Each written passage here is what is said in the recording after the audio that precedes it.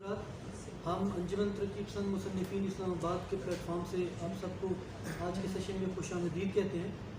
और आज का जो हमारा मौजूद गुफ्तगू है वो पाकिस्तान की माशी हालत है, जिसका जो उन्वान है डिमिस्टिफाइंग पाकिस्तान इकोनॉमिक सिचुएशन।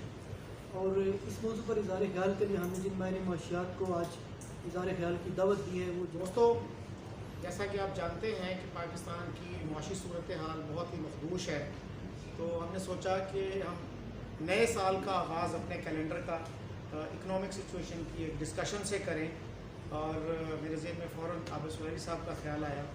आबिद सुलैरी साहब एक तो आम फहम ज़बान में गुफ्तगू करते हैं, यहाँ पे सीनियर जर्नलिस्ट फोरम में भी इनको कुछ अर्सा पहले इन्वाइट किया था, तो आई थरोली इंजॉयड दैट कन्वर्सेशन।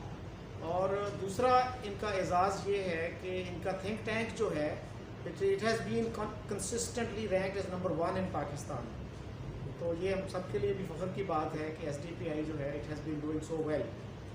और दूसरा जो है he is not a bookish economist, तो प्रैक्टिकल जो इकोनॉमिक साइड है, जैसे प्राइम मिनिस्टर की एडवाइजरी काउंसिल है, इकोनॉमिक एडवाइजरी, उसके ये मेंबर हैं। उसके अलावा भी गवर्नमेंट के साथ काफ़ी क्लोज कोलैबोरेशन के साथ काम करते रहे हैं, तो he has an understanding of the economy as it is being run. तो आई होप कि आज भी आम फहम ज़बान में और जो हमारे प्रैक्टिकल इश्यूज़ हैं, अभी जैसे मैं इनसे गुफ्तगू कर रहा था कि क्या डिफेंस बजट जो है वो हमारा इस लेवल पे वो सस्टेनेबल है कि नहीं है, फिर बांग्लादेश कैसे हमसे आगे निकल गया। तो अभी पिछले दिनों खबर आई थी कि बांग्लादेश का पर कैपिटा जो है वो इंडिया और पाकिस्तान से दोनों से आगे है। उनका कोई $2200-2300 था, इंडिया का 1947 था और हमारा कोई $1600 के करीब था। तो over to you sir, and we look forward to enjoying and learning from your. इस बात पे आपका ममनून हूँ कि यूनिवर्सिटी लाइफ के बाद फर्स्ट टाइम मैं प्रोग्रेसिव राइटर फॉर्म जो है उस पे आया हूँ। तो जब हम यूनिवर्सिटी स्टूडेंट थे तो उस ज़माने में जो अंजुमन तरक्की पसंद मुसन्निफीन थे वहाँ पे जाया करते थे सुनने के लिए। तो ये बहुत एजाज़ की बात है, ना सिर्फ ये कि कंसिस्टेंटली ये फोरम चल रहा है बल्कि एक्टिव है। और माशाल्लाह आप सबकी यहाँ पे मौजूदगी और सारे सीनियर दोस्तों की मौजूदगी ये बहुत इत्मीनान का बायस है कि प्रोग्रेसिव राइटर जो हैं वो कंट्रीब्यूट कर रहे हैं। आज का जब उन्होंने मुझसे कहा इकॉनमी पे थोड़ी सी बात करने के लिए, तो जो टॉपिक मैंने इनको बताया, मैंने कहा इसका उन्वान रखते हैं डिमिस्टिफाइंग पाकिस्तान इकोनॉमी। और डिमिस्टिफाई का लफ्ज़ मैं इसलिए इस्तेमाल करना चाह रहा हूँ क्योंकि हम अपने अपने पर्सपेक्टिव में इकॉनमी को देख रहे होते हैं। तो अगर आप देखेंगे पाकिस्तान की मईशत के बारे में किसी से भी बात करेंगे तो कुछ लोगों के नज़दीक पाकिस्तान की इकॉनमी इस वक्त एक्सीलेंट, बहुत अच्छी है। कुछ लोग जो हैं वो कह रहे होंगे कि हर चीज़ जो है वो बिल्कुल उलट पुलट हो गई है। लेकिन ये डिपेंड कर रहा है कि हम कहाँ पे खड़े हो के किस तरीके से उस इकॉनमी को देख रहे हैं और अकॉर्डिंगली उसको उसको अनफोल्ड करना, इसके अराउंड जो मिस्ट्रीज़ हैं हकीकत से उसको मिथ्स को और हकीकत को अलग करना, मेरा ख्याल है ये बहुत इम्पोर्टेंट है। जो मैंने सोचा था कि जो टाइम मेरे पास एलोकेटेड है 15-20 मिनट मैक्सिमम मैं आपको अपनी बात कर लूँगा और उसके बाद I will be happy to take your questions कि आपके सवाल आपके हैं और उस पर मैं कोशिश करूँगा जो भी मेरा इल्म फ़हम है उसके मुताबिक मैं जवाब देने की कोशिश करूँ। अगर कोई चीज़ मेरे नॉलेज रेडर से बाहर होगी तो मैं माज़रत कर लूँगा कि मुझे इसके बारे में मालूम नहीं। लेकिन इस वक्त अगर मैं देखें तो पाकिस्तान की इकॉनमी की जब भी बात करते हैं 2-3 हमें फंडामेंटल जो हैं वो जहन में रखने होंगे। एक तो जब भी पाकिस्तान की इकॉनमी में बात होती है तो 2 तरह के डेफिसिट्स का जिक्र बड़ा आम होता है। एक होता है रुपए का डेफिसिट, दूसरा होता है डॉलर का डेफिसिट, कि रुपयों की कमी है और डॉलर की कमी है। जो रुपए की कमी है वो आपका आमदनी और अखराजात के दरमियान अदम तवाज़न होता है कि आपकी आमदनी कितनी है और अखराजात कितने कर रही है। वफाकी हुकूमत या सूबाई हुकूमतें वो उसको फिस्कल डेफिसिट कहते हैं। जो डॉलर्स का डेफिसिट है कि डॉलर्स मुल्क में आए कितने और मुल्क से बाहर कितने जाने हैं, उसको आप करंट अकाउंट डेफिसिट कहते हैं। और यही 2 डेफिसिट जो है आप देखें कि हर हुकूमत जो है वो इन डेफिसिट्स को मैनेज करने की कोशिश जो है وہ کر رہی ہوتی ہے. اگر ہم دیکھتے ہیں اس سال میں جو ابھی 30 جون کو ختم ہوا تو یہ ایک سرپرائزنگ سال تھا نہ صرف پاکستان کے لیے بلکہ دنیا کے دوسرے مختلف ممالک کے لیے جنہوں نے کہ 3 طرح کی وارننگ ہمیں دی تھی. پہلی وارننگ جو تھی دنیا میں وہ تو تھی کووڈ کی. دوسری وارننگ جو تھی کہ اس کووڈ کے نتیجے میں ایک ریسیشن آئے گی جو کہ بہت برے طریقے سے اقتصاد گزاری ہٹ کرے گی. اور تیسری جو وارننگ تھی وہ فوڈ کرائسس کے بارے میں تھی کہ قحط سالی کی جو سچویشن ہے وہ پیدا ہو جائے گی. اور ہم نے دیکھا کہ دنیا کی بڑی بڑی اکانومیز نہ صرف وہ ٹمبل ڈاؤن کر گئیں بلکہ امریکہ کی مختلف اسٹیٹس میں جو کھانے پینے والی سپر مارکٹس تھیں وہاں پہ باقاعدہ بلوے ہوئے جو کہ شیلف خالی ہو گئے تھے اور لوگ وہاں پہ لوٹ مار کر رہے تھے. اب اس کانٹیکسٹ میں جب پاکستان کی جو شرح نمو کی مختلف اداروں نے جب پریڈکشن کی تو 1.3 اور 1.5% شرح نمو جو تھی وہ IMF اور ورلڈ بینک نے کہا تھا کہ IMF کا کہنا تھا 1.5% کے قریب شرح نمو ہوگی. ورلڈ بینک نے اس سے بھی 2.2% کم کر کے 1.3% کہا. لیکن جب 3.9% کی گروتھ جو ہے وہ پاکستان نے ڈکلیئر کی تو یہاں پہ ایک لمبی چوڑی ڈبیٹ اور ڈسکشن شروع ہو گئی کہ وہ اعداد و شمار ان میں حقیقت کیا ہے اور کیا وہ افسانہ کیا ہے, کیا وہ گڑھے گئے ہیں یا واقعتاً ایسا ہوا. لیکن اس کے بعد کی جب آپ نے 1 مہینہ بعد تک کے جو نمبرز دیکھے تو ابھی IMF نے بھی اپنی جو ورلڈ اکنامک آؤٹ لک کا ایک رپورٹ وہ جاری کرتے ہیں. اپریل میں انہوں نے جاری کی تھی اور اب انہوں نے جولائی میں جاری کی. تو انہوں نے پاکستان کے اس جو تھی ترقی اس کو نہ صرف اکنالج کیا بلکہ انہوں نے اپنے فگرز نمبرز جو تھے وہ بھی ریوائز کر کے اس کو 3.9% پہ لے آئے. اب اگر ہم دیکھنا چاہیں کہ وہ 3.9% جو ہے اس کے پیچھے وجوہات کیا تھی تو سب سے پہلی وجہ جب ہم اکانومی میں یا اسٹیٹ میں بات کرتے ہیں تو لو بیس لائن ہوتی ہے کہ آپ کی بیس لائن کیا ہے. اگر آپ جو اسکول میں پہلے سال میں میرے 10 نمبر ہیں, اگلے سال اگر میرے نمبر 20 ہو جاتے ہیں تو میں نے 100% جو ہے اس میں ترقی کر لی. اگر میرے نمبر 100 ہیں اور وہ 110 ہوتے ہیں تو ظاہر ہے کہ وہ ترقی جو ہے میری وہ صرف 10% رہے گی. تو یہ جو 2020 والا سال تھا 1920 والا کووڈ کی وجہ سے جو 30 جون 2020 کو جو ختم ہوا تھا اس میں ہماری بیس لائن اتنی نیچے چلی گئی تھی کہ اس کے بعد ہر نمبر جو ہے وہ ظاہر ہے بہت اچھا لگتا ہے. لیکن صرف یہ پاکستان کے ساتھ نہیں ہوا تھا, پوری دنیا کی بیس لائن نیچے گئی تھی. تو کچھ نہ کچھ پاکستان میں بہتر ہوا تھا جس کی وجہ سے کہ آپ کی جو ترقی کے اعداد و شمار نظر آئے. اور اس میں ایک امپورٹنٹ چیز جو کہ پاکستان میں اور ساؤتھ ایشیا کے باقی ممالک میں یا دنیا کے باقی ممالک میں جو فرق تھا وہ اسمارٹ لاک ڈاؤن کی پالیسی کا تھا. یعنی یا تو آپ اپنی اکانومی کو پوری طرح لاک ڈاؤن کر کے ہارڈ کر دیتے. اب لاک ڈاؤن جو ہے یہ کمپلیکیٹڈ اس لیے ہے کہ اگر آپ بزنس کو بند کرنا چاہیں تو تب بھی حکومت پیسے دے, اور اگر بزنس کو چلانا ہے تو تب بھی فسکل اسٹیمولس دے. اب حکومت کے پاس کیونکہ فسکل اسٹیمولس تو نہیں تھا کہ لوگوں کو گھر بٹھا کے ان کو ڈول آؤٹ کیے جائیں, پیسے کھلایا جائے, تو حکومت نے ایک آئی وڈ سے کہ جوا کھیلا کہ اس کو اسمارٹ لاک ڈاؤن پہ چلے جاتے ہیں, اکانومی کو مکمل بند نہیں کرتے. And that paid off very well for us. تو اس کے نتیجے میں یہ ہوا کہ معیشت مکمل طور پہ بند نہیں تھی, اور جب وہ مکمل طور پہ بند نہیں تھی تو وہ اس میں جو تھی پروگرس وہ ہوتی ہوئی نظر آئی. اب اگر ہم آج اگست میں بیٹھے دیکھتے ہیں تو ابھی بھی کچھ سیکٹرز ایسے ہیں جو کہ بہت تیزی کے ساتھ ترقی کر رہے ہیں. تو جو اچھی بات یہ ہے وہ یہ ہے کہ بہت سے سیکٹرز میں آپ کو ترقی بہت تیزی کے ساتھ ہوتی ہوئی نظر آ رہی ہے. لارج اسکیل مینوفیکچرنگ کو آپ دیکھ لیں, آپ انڈسٹری کو دیکھ لیں, کنسٹرکشن کو دیکھ لیں, ریئل اسٹیٹ کو دیکھ لیں, سیمنٹ کی جو سیل ہے اس کو دیکھ لیں, جو ہماری پیٹرول اور ڈیزل کی سیل ہوئی ہے پچھلے 2 مہینوں میں ان کو دیکھ لیں. تو یہ ساری وہ چیزیں ہیں جو کہ بہت پازیٹیو ہیں. لیکن یہ جو ترقی ہے یہ پوری دنیا کی طرح پاکستان میں بھی اس کو بول رہے ہیں ان ایون ریکوری, کہ ہر سیکٹر جو ہے وہ اس طرح سے ریکور نہیں کر رہا جیسا کہ ہونا چاہیے. تو پوری دنیا میں یہی ہے کہ کچھ سلیکٹڈ سیکٹرز ہیں وہ بہت تیزی کے ساتھ باؤنس بیک کر رہے ہیں, کچھ سیکٹرز ایسے ہیں جن کی کہ نیگیٹو گروتھ جو ہے وہ چل رہی ہے. پاکستان کو ایک اور جو نیچرل بینیفٹ ہوا کہ ہمارا जो इकॉनमी में टूरिज़म का, एविएशन इंडस्ट्री का, होटलिंग का, इसका जो था कंट्रीब्यूशन वो बहुत कम था। दुनिया की वो ममालिक जैसे मॉरिशस को आप देखिए, मालदीव को आप देखिए, या बाकी जो टूरिस्ट डेस्टिनेशन थे, अगर आप उनको देखें जिनमें के 70% तक जीडीपी जो थी वो टूरिज़म से या होटलिंग इंडस्ट्री से आ रही थी, वो अभी तक उससे रिवाइव नहीं कर पाए हैं, क्योंकि कोविड के रिस्ट्रिक्शन जो हैं वो किसी न किसी तरह से कायम हैं। तो पाकिस्तान में चूँकि ये सेक्टर्स जो थे ये अभी तक बहुत इन्फेंसी में है, आपकी होटलिंग इंडस्ट्री, आपकी टूरिज़म इंडस्ट्री, तो उस वजह से उस तरीके से ये हिट नहीं हुई। सेकंड अगर हम देखते हैं जो इसमें बहुत 2-3 इंडिकेटर्स पॉजिटिव रहे।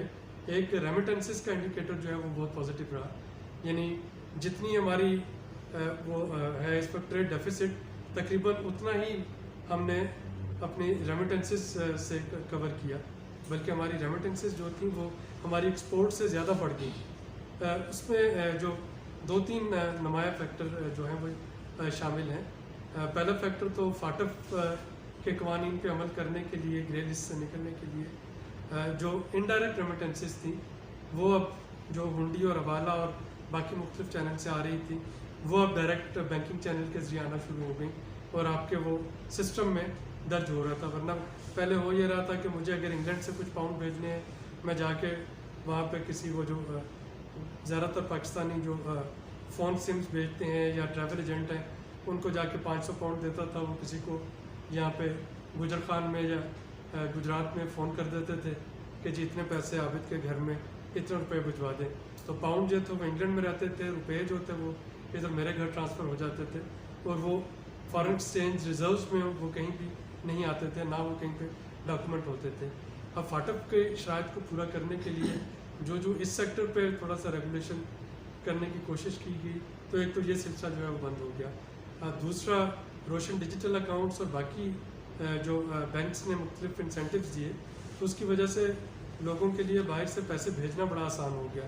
तो पहले जो असल इशू होता था, यानी हुंडी हवाला तो कोई भी नहीं चाह रहा होता था ना शौक से करे। हुंडी हवाला क्यों करते थे कि एक तो वो फ्री था, उस पर चार्जेस नहीं देना पड़ते थे, बैंक के ज़रिए, वेस्टर्न यूनियन के ज़रिए पैसे भेजने पे एक फ़ीस जो है वो डिडक्ट होती थी। फिर अगर मैं वहाँ पे काम करता हूँ, मेरा बिज़नेस है, जॉब कर रहा हूँ, टैक्सी चला रहा हूँ, स्पेशल मुझे टाइम निकाल के किसी जगह पे जाना है जहाँ पे मैं बैंक में पैसे जमा करवाऊँ, तो वो सारी चीज़ें डिजिटलाइजेशन की वजह से इतनी आसान हो गई कि आपकी रेमिटेंसेस जो है उसका फ्लो रेगुलर हो गया। और ये वाला जो पोर्शन है ये इस साल भी उसी तरीके से आता रहेगा। इसमें एक दूसरा पोर्शन है, क्योंकि अगर आप रेमिटेंसेस की उसका ब्रेकआउट देखें तो $7 बिलियन के करीब आपको सऊदी अरब से आए हैं, और उसके बाद तकरीबन कोई $6.5 बिलियन जो है ये UAE से आया है। तो इन दो ममालिक से इतना ज़्यादा रेमिटेंसेस आने की वजह जो है वो ट्रैवल रिस्ट्रिक्शंस हुई। पहले ये होता था कि हज और उम्रा के लिए या ज़ियारतों के लिए या टूरिज़म के लिए जो लोग जा रहे होते थे UAE में या सऊदीया में, तो वापस आते वो कोई ना कोई, या वहाँ से कुछ छुट्टी आ रहे होते थे लोग, तो एक बंदा आता था तो वो 10 लोगों के पैसे अपने गाँव के साथ ले आता था कि अच्छा जी पाकिस्तान जा रहे हैं, तो हर कोई अपने जो भी भेजना चाहता था वो दे देता था। लेकिन इस साल चूँकि जब से कोविड शुरू हुआ है ये दो चीज़ें जो हैं ये बहुत रिस्ट्रिक्टेड हो गई, तो वहाँ से भी सऊदीया से और UAE से भी जो सारी रकम है तरसीलात वो इस वक्त आपको रेगुलर चैनल से आ रही हैं। ये वो तरसीलात हैं जो ही ट्रैवल खुलेगा इनमें कमी आएगी। इनमें कमी इसलिए भी आएगी कि बहुत से लोग जो हैं जब वो उधर से आ रहे होंगे वो बाय हैंड पैसे लेके आएंगे, डॉलर्स या रियाल या दिरहम। दूसरी इसमें कमी इसलिए आएगी कि अभी तक जो हमारे जो फॉरेन एक्सचेंज रिज़र्व हैं, जो कि आपने पढ़ा होगा 4.5 साल की बुलंद तरीन सतह पर स्टेट बैंक के रिज़र्व $18.5 अरब पर पहुंच गए, वो इसलिए भी बहुत ज़्यादा हैं कि यहाँ से सफ़र शुरू नहीं हुआ। जब यहाँ से सफ़र शुरू होगा तो वो जो टॉप 10-20% क्वांटाइल में लोग हैं जो कि अपनी गर्मियों की छुट्टियाँ जो हैं वो बाहर गुजारते थे या वो वैसे शॉपिंग के लिए बाहर जाते थे, तो इस वक्त उनके सफरी रिस्ट्रिक्शंस हैं, तो उनमें से बहुत से लोग ऐसे हैं जो कि अभी रुपये से डॉलर नहीं खरीद रहे और लेके बाहर नहीं जा रहे।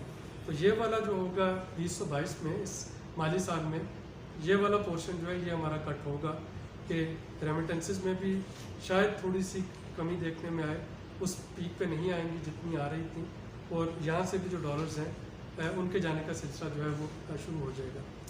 अब बजट को जब हम देखते हैं, बजट की बात करते हैं, बजट बिज़नेस फ्रेंडली रहा है। अगर आप बजट को देखें तो बजट में जो कॉस्ट ऑफ डूइंग बिज़नेस है, जो ईज़ ऑफ डूइंग बिज़नेस है, उसमें बहुत आसानी दी गई। यानी अगर आप देखें तो उसमें कस्टम ड्यूटीज़ में कमी की गई, विद होल्डिंग टैक्स में कमी की गई, फेडरल एक्साइज ड्यूटीज़ जो थी उनमें कमी की गई, जो टैक्स पेयर्स थे उन पर कोई नए टैक्स उस तरीके से आयद नहीं किए गए। तो ये कॉस्ट ऑफ डूइंग बिज़नेस जो है उसको कम करने की कोशिश की गई, ईज़ ऑफ डूइंग बिज़नेस को इम्प्रूव करने की कोशिश की गई। और अब हम ये कह रहे हैं कि जी इकॉनमी जो है वो एक बेटर डायरेक्शन पे चल निकली है। लेकिन इसके साथ जो इस पर ख़तरा वाबस्ता है वो वही है। और मुझे अपना एक वाक़या याद आ रहा है कि एक दफ़ा एक 800 सीसी उस वक्त मेरे पास गाड़ी थी, और उसको नई नई मोटरवे मेरे बनी थी लाहौर इस्लामाबाद। तो मुझे याद है कि मैं वो पुरानी गाड़ी को इतनी स्पीड पे भगाता चला आ रहा था कि हाफ पे इंजन सीज हो गया था। उसकी गैसकेट जो है वो गाड़ी ओवर हीट कर गई, गैसकेट उसकी जल गई। और वो चीज़ इकॉनमी के साथ भी होती है। तो जब आपकी इकॉनमी जो है, जब आपका इंजन पुराना होता है, जब गाड़ी पुरानी होती है, अगर उसके रिंग पिस्टन बाकी चीज़ें अपनी जगह पे नहीं होती, तो जो ही पाकिस्तान की इकॉनमी जो है जब वो ग्रो करने लगती है तो उस पर ओवर हीट होना शुरू होती है। और उस ओवर हीट का जो पहला नतीजा निकलता है वो ये होता है कि हमारी इंपोर्ट्स बढ़ जाती हैं। जब हमारी इंपोर्ट्स बढ़ती हैं, इंपोर्ट्स दो तरह की होंगी। कुछ इंपोर्ट्स तो ऐसी होंगी जो कि आपकी रॉ मटेरियल है, मशीनरी है, उसमें आप वैल्यू ऐड करके एक्सपोर्ट के लिए आगे भेज सकते हैं। कुछ इंपोर्ट ऐसी होती है जो कि इंटरनल कंजप्शन के लिए होती है। तो जब आपकी इंपोर्ट्स बढ़ती हैं तो ज़ाहिर है करंट अकाउंट डेफिसिट की तरफ जाना शुरू हो जाते हैं। तो अगर आप पिछले माली साल को देखें तो पहले 10 महीनों में जो करंट अकाउंट था वो सरप्लस में था, हमारे पास डॉलर ज़्यादा आ रहे थे, भेजने हमने कम थे बाहर। लेकिन आखिरी 2 महीनों में वो डेफिसिट की तरफ जाने शुरू हो गए। और अब फिर जुलाई अगस्त में वो डेफिसिट वाला सिलसिला जो है वो जारी है, क्योंकि हमारी इंपोर्ट्स ज़्यादा हैं जो हमने बाहर भेजने हैं। इंपोर्ट्स का जो बिल पे करना है वो ज़्यादा है। जो डॉलर आते हैं वो आपके पास एक्सपोर्ट से आते हैं, आपके पास रेमिटेंसेस से आते हैं, आपके पास फॉरेन डायरेक्ट इन्वेस्टमेंट से आते हैं, या आपके पास कर्जे से आते हैं, डोनेशन से आते हैं। तो ये 4 होते हैं जो कि जिनके ज़रिए डॉलर आते हैं। और बाकी जो हमारी अदायगी हैं, तो अदायगी हमने ज़्यादा करनी है। जब अदायगियाँ ज़्यादा करना होती हैं तो उसकी वजह से फिर स्टेट बैंक के पास 2 टूल होते हैं। यानी स्टेट बैंक देखें, स्टेट बैंक या तो शरह सूद के साथ खेलता है, मॉनेटरी पॉलिसी जो आती है, इंटरेस्ट रेट, या स्टेट बैंक जो होता है वो रुपए की वैल्यू जो है उसके साथ खेल रहा होता है। तो ये 2 पॉलिसी टूल्स हैं बड़े इंपॉर्टेंट किसी भी इकॉनमी को स्टेबल रखने के लिए। जब आपकी जो इंपोर्ट्स है वो बहुत ज़्यादा आना शुरू हो जाएं, यानी एक आप लोग अक्सर बात करते होंगे कि जी पिछली हुकूमत में जो डॉलर के मुकाबले में रुपए की कीमत थी उसको स्टेबल रखा गया था, तो अब क्यों नहीं रखा जा सकता? वो इसलिए नहीं रखा जा सकता कि वो स्टेबल रखने के लिए जो पहले 6 साल 5 साल PMLN के और 1 साल PTI का, उन 6 सालों में 42 बिलियन डॉलर जो थे वो स्टेट बैंक के कैश हुए थे ओपन मार्केट में। तो अगर तो आपके पास इतने डॉलर हैं कि जो ही डॉलर का प्रेशर बढ़े, डॉलर पे प्रेशर बढ़ता है, बाइंग प्रेशर, जब मुझे इंपोर्ट्स के पैसे देने होते हैं तो मैं बाज़ार से जाके डॉलर ख़रीदता हूँ, जब मुझे विज़िट के लिए जाना है मैं बाज़ार से जाके डॉलर ख़रीदता हूँ, जब मुझे अपने बच्चों की फ़ीस देनी है बाहर मैं बाज़ार से जाके डॉलर ख़रीदता हूँ। तो जब वो उस डॉलर की सप्लाई कम है, ख़रीदने वाले ज़्यादा हैं, तो उसका रेट चढ़ेगा। अब स्टेट बैंक या तो अपने जो रिज़र्व में डॉलर हैं उनको कैश कराना शुरू कर दे, तो आप रुपये के रेट को मेंटेन रख सकते हैं। जैसे आपने देखा सऊदी अरेबिया में, UAE में, तो आप पिछले 20-30 साल से देख लें उनका जो एक्सचेंज रेट है वो स्टेबल है, कंसिस्टेंट है। उसकी वजह यही होती है कि जब भी उनको ज़रूरत होती है वो अपने डॉलर रिज़र्व में से थोड़े से मार्केट में कैश करवा लेते हैं, वो स्टेबल रहता है। या उनके पास तेल के डॉलर आ रहे होते हैं, पूरी दुनिया जो उनको अदायगियाँ करती है।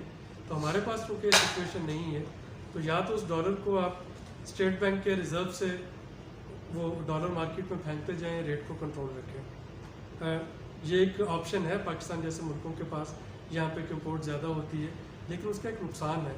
نقصان اس کا یہ ہوتا ہے کہ جب آپ روپے کو آرٹیفیشلی اسٹیبل رکھتے ہیں تو پھر امپورٹس جو ہیں وہ چیپ ہو جاتی ہیں، اور جو پاکستانی انڈسٹری ہے وہ پھر اس کا مقابلہ نہیں کر پائے گی. یعنی اگر آپ آج سے 4 سال پہلے دیکھیں تو گروسری شاپس پہ ٹوتھ پیسٹ سے لے کے ہر چیز جو تھی وہ امپورٹڈ آ رہی تھی، اور وہ تقریباً اسی قیمت میں آ رہی تھی جس قیمت میں آپ کی پاکستانی چیزیں ملتی تھی. 10-20-30 روپے تک کا فرق ہوتا تھا. تو جب یہ سچویشن ہوتی ہے تو پھر جو لوکل انڈسٹری ہے وہ نہ تو ورائٹی میں کمپیٹ کر سکتی ہے نہ کوالٹی میں کمپیٹ کر سکتی ہے. اس کی جو مثال ہے وہ دیتا ہوں کہ کیلوگس کے نام سے ایک سیریل جو ہے وہ بچے جو ناشتے میں کھاتے ہیں وہ آتے تھے. تو جب آپ کا روپیہ سستا تھا، 100-110 روپے پر ڈالر تھا، تو اس کی قیمت تھی 400-450 روپے. آج ان کی قیمت ہے 1900 روپے، 1800 روپے، 2000. تو جب تک وہ 400-450 تھی، جو فوجی سیریل تھے وہ کبھی بھی آپ نے ان کی اتنی ورائٹی یا اتنی کوالٹی نہیں دیکھی ہوگی جتنی اب آ گئی ہے. تو اب چونکہ کیلوگس مہنگا ہوا ہے تو فوجی سیریل نے وہ تمام برانڈ جو کہ ورائٹی جو کہ وہ کیلوگس دے رہی تھی، بنا رہی تھی، وہ انہوں نے لوکل پروڈیوس کرنے شروع کر دیے، اور کنزیومر کو بھی ایک آلٹرنیٹیو جو ہے وہ ملنا شروع ہو گیا. اسی طریقے سے جب نیسلے کا ایک سیریل ہے مائلو، تو جب وہ 1800 کا ہوا لوگوں نے لینا بند کیا تو نیسلے نے یہاں پہ اس کا پلانٹ لگا دیا. تو اب آپ دیکھیں کہ میڈ ان پاکستان جو مائلو سیریل ہے وہ آپ کو 500-600 روپے میں مل رہا ہے. تو یہ بیلنس رکھنا ہے کہ آپ کو ایکسچینج ریٹ جو ہے اس کو کہاں پہ کنٹرول کرنا ہے، انڈسٹری کو کیا فائدہ ہوگا، امپورٹس کو کیسے مینٹین کرنا ہے. ایک تو یہ اسٹیٹ بینک کا کام ہے، اور اس وقت آپ دیکھیں کہ پچھلے 2 مہینے میں تقریباً 4.5% روپیہ جو ہے وہ گر چکا ہے. کرنٹ اکاؤنٹ ڈیفیسٹ کو مینٹین کرنے کے لیے اسٹیٹ بینک شاید ابھی ایک رینج باؤنڈ اس کو سلپ ہونے دے گی. یعنی اگر یہ پچھلے مالی سال میں 150-55 کی رینج میں تھا، تو اب جو ہے یہ آئی ایم ایکسپیکٹنگ کہ 165-170 کی رینج میں رہے گا. تھوڑا تھوڑا اس کو سلپیج جو ہے وہ حکومت اسٹیٹ بینک جو ہے وہ ہونے دے رہا ہوگا.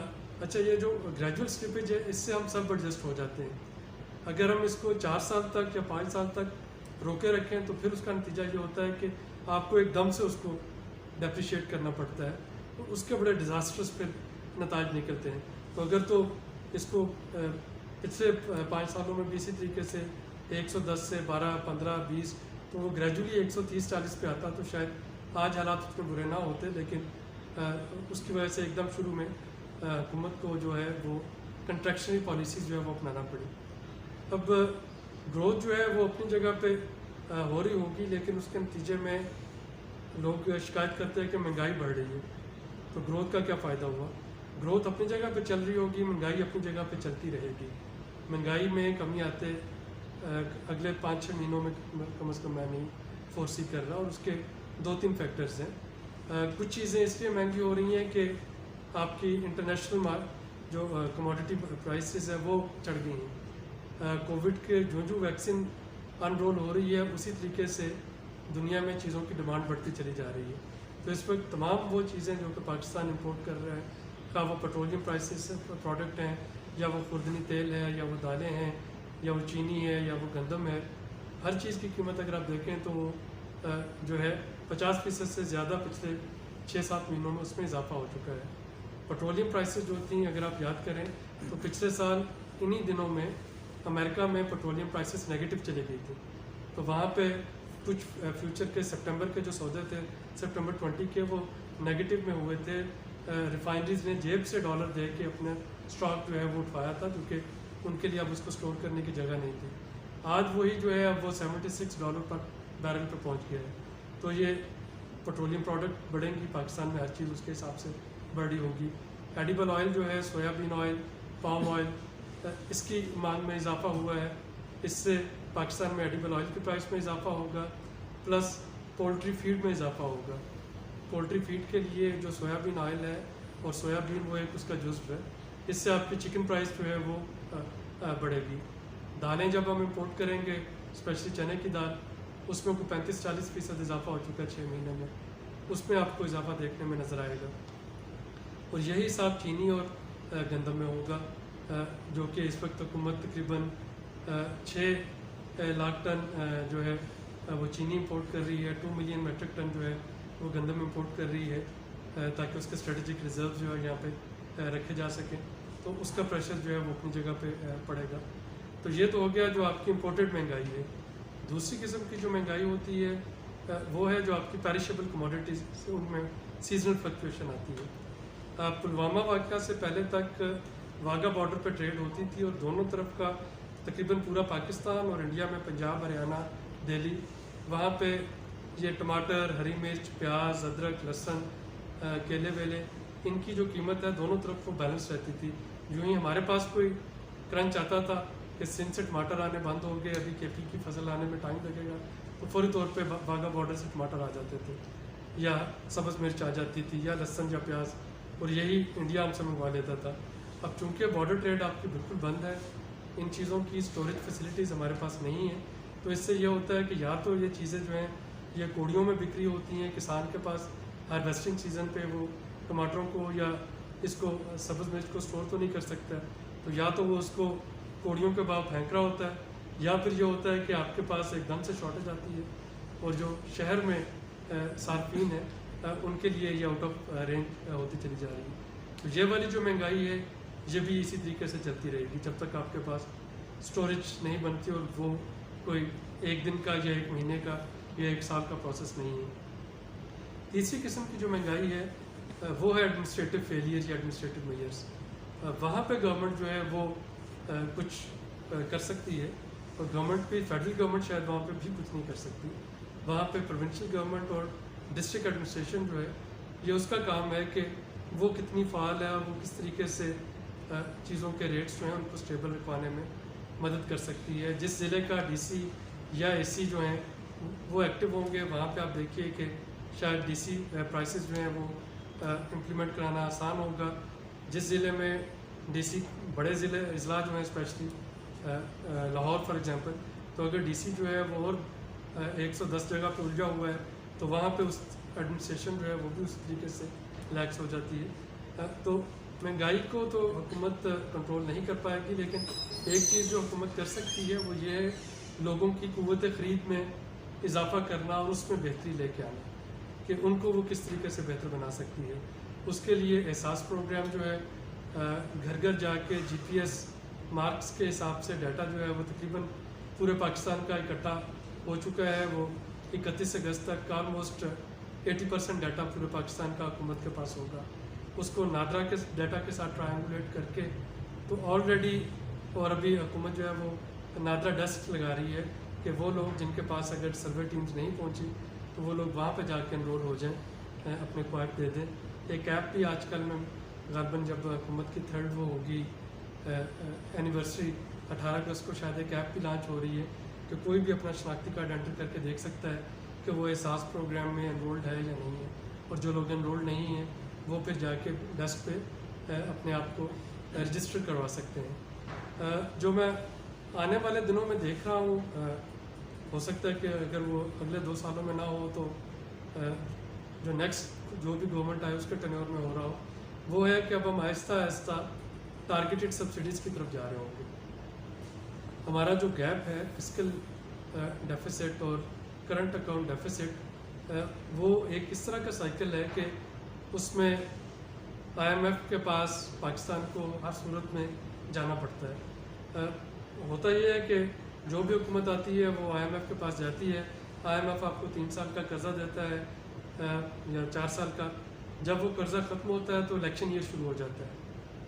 वो हुकूमत जो पिछले 3 साल में या 4 साल में जितने उन्होंने सख्त मैयर लिए होते हैं in the run up to election, वो बिल्कुल सारे रिवर्स कर देते हैं। जब वो सारे रिवर्स करते हैं तो वो नतीजा ये निकलता है कि जो भी नई हुकूमत आती है वो यही कहती है कि जी पिछले वाले जो थे वो ख़जाना भी खाली कर गए और वो मकरूज भी इतना करके और वो करंट अकाउंट डेफिसिट जो है वो भी इतना बढ़ा के कि आने वाली हुकूमत को फौरी तौर पे फिर IMF के पास जाना पड़ता है।